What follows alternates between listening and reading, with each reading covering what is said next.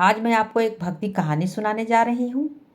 एक गांव में भोला नाम का एक व्यक्ति भगवान राम का भक्त था। वह दिन रात राम नाम जपते रहता था। जो भी मिलता था उससे राम नाम की महिमा सुनाने बैठ जाता था। गांव वाले उसे बहुत मानते थे, लेकिन उसकी पत्नी उससे बहुत दुखी रहती थी और हमेशा उसे डांटती रहती थी। भोला गांव में एक हलवाई की दुकान चलाता था। वह बहुत मेहनत से मिठाइयाँ बनाता था। उसकी बनाई मिठाइयाँ दूर दूर तक लोगों को बहुत पसंद आती थी। कुछ लोग उससे राम राम करके मुफ्त में मिठाइयाँ खा लेते थे। उसकी पत्नी ने कहा, तुम इतने सीधे हो कि लोग तुम्हारे फायदा उठा लेते हैं। भोला बोला, मैं तो प्रभु राम का नाम लेकर मिठाइयाँ बनाता हूँ। कुछ लोग खरीद लेते हैं और कुछ लोग प्रसाद समझकर खा लेते हैं। उसकी पत्नी बोली, लेकिन राम के चक्कर में नुकसान तो हो ही रहा है। भोला बोला, तुम्हें पता है राम जी के नाम से जो मिठाइयाँ बनती है वो इतनी स्वादिष्ट बनती है कि ग्राहक को बहुत पसंद आती है। सुमित्रा इसके इस स्वभाव से बहुत दुखित रहती थी। एक दिन सुमित्रा की एक सहेली उससे मिलने आई। सुमित्रा बोली, बहन, मैं तो अपने पति से बहुत दुखी हूँ। वे तो कुछ समझते नहीं हैं कि दुकान कैसे चलती है। सुमित्रा की सहेली बोली, उनसे तुम कह दो कि मिठाइयाँ वो बनाए और मिठाइयाँ बेचने के काम तुम करो। ऐसे में नुकसान नहीं होगा। अगले दिन सुमित्रा अपने पति भोला से बोली, सुनते हो जी, आप आज से मिठाइयाँ बनाओ, मैं दुकान पर मिठाइयाँ मैं खुद बेचूंगी।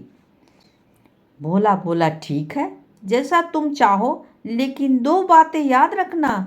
एक तो कोई भी ग्राहक दुकान से वापस नहीं जानी चाहिए और दूसरा सबसे पहले भगवान का भोग लगाना।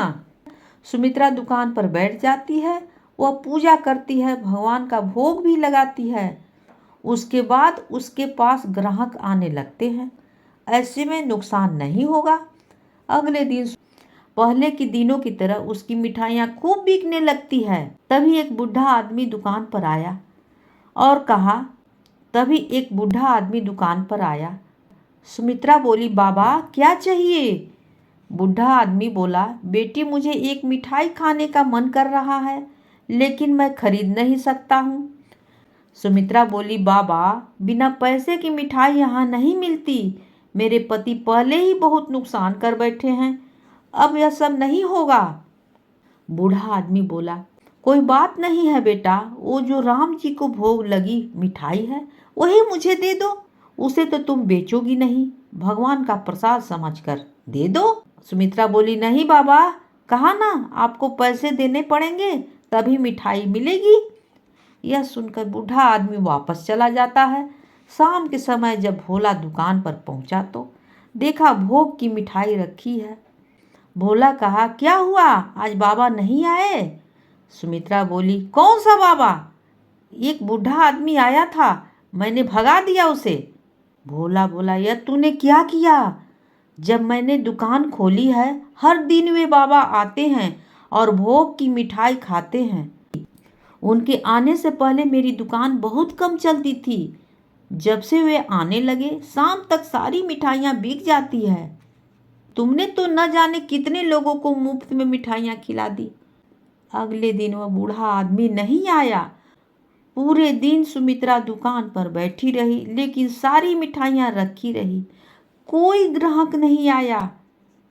इसी तरह कुछ दिन और बीत गए। सारी मिठाइयाँ फेंकनी पड़ी। अब तो घर का खर्च भी चलाना मुश्किल हो गया। हार कर सुमित्रा ने कहा, मुझे लगता है आप ठीक कह रहे थे। आप जल्दी से जाकर बाबा को ढूंढ लाइए, नहीं तो हम भूखे मर जाएंगे। भोला बोला, अब कहाँ से मिलेंगे बाबा? सुमित्रा रोने लगी। अगले दिन भोला दुकान खोलता है, भगवान राम का भोग लगाता है।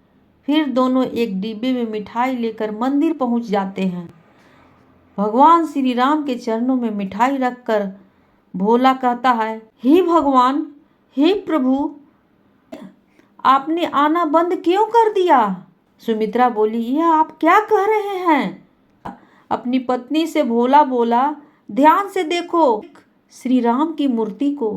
सुमित्रा मूर्ति को देखती है तो उसकी आंखों में आंसू बहने लगते हैं, क्योंकि मूर्ति के अंदर उसी बूढ़े आदमी की झलक दिखाई दे रही थी। सुमित्रा बोली, प्रभु मुझे माफ कर दीजिए, आप स्वयं भोग लगाने आए थे। मैं मूर्ख, मैं पापी आपको पहचान न सकी। मंदिर से आकर भोला ने दुकान खोली। उसकी मिठाई पहले की तरह बिकने लगी, लेकिन उस दिन से प्रभु राम नहीं आए। अब भोला और सुमित्रा सुबह सुबह दुकान खोलते ही भगवान का भोग लगाते, उसके बाद दुकान के बाहर खड़े होकर मिठाइयाँ आने और जाने वाले को बांट देते। उन्हें आज भी इंतजार था कि शायद प्रभु किसी और वेश में आ जाएंगे, लेकिन वे नहीं आए और भोला और सुमित्रा उनकी हमेशा प्रतीक्षा करते रह गए कि राम कब आएंगे, भगवान कब आएंगे। उन्हीं की याद में उन्होंने अपना जीवन बिता दिया। कहानी होती है समाप्त।